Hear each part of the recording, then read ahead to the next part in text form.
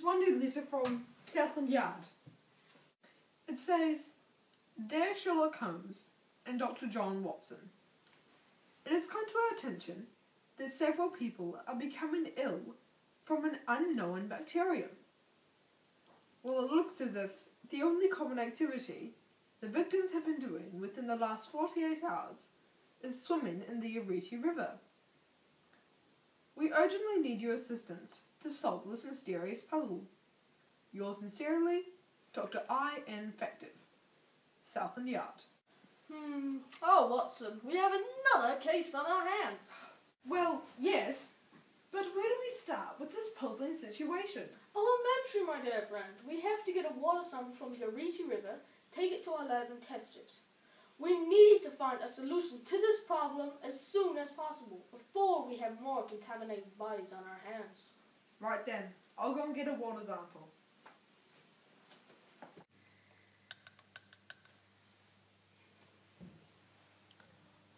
Aha! What is it, my dear Watson? Looks like our little problem is something called E. coli. And what is that? E. coli is the bacteria from poop. Well, then let's get started. But where do we start? At the place we found the water sample. Good thinking, Sherlock. Yes, this is where I got the last water sample from, Sherlock. We need to go upstream. The water's coming from that direction, so we need to go that way. Well done, my dear Watson. Now we just need to go upstream and find where this E. coli is coming from. Okay.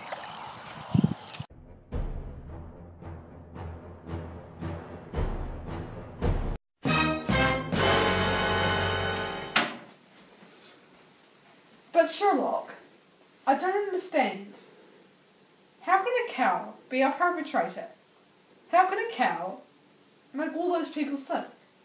Well, Watson, in recent years, Southland has had a huge increase in dairy farming. A typical Southland dairy farm milks around 500 cows a day. Every cow poops around the same amount as 12 humans. That's like 6,000 people pooping on your front lawn every day. Farmers have a responsibility to manage all this poop in a way that prevents pollution of our waterways. Let me explain. Cows can wander into unfenced streams and poop in them directly. Once cow poop gets into our streams, it can make its way into our rivers and water supply. If we make contact with that water, either by drinking or swimming in it, the bacteria from the poop, called E. coli, can make us very sick.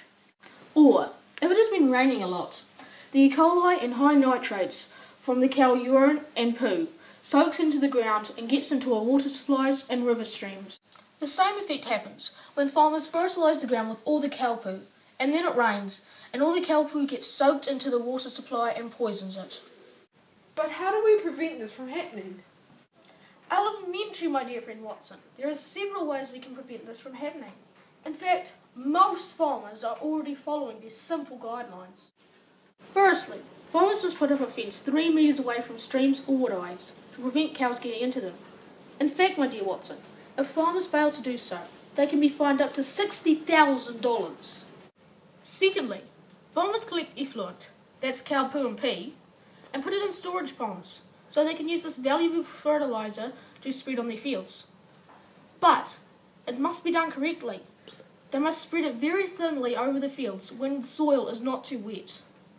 Thirdly, farmers should have their water tested frequently to make sure it's clean. But don't get me wrong, Watson. Many farmers are already doing this, but it's just a few that need reminding. Well, Watson, case closed. The incident of the contaminated water is now over. I'd just like to thank you again for your help. I wouldn't have been able to do it without you. My pleasure, Sherlock.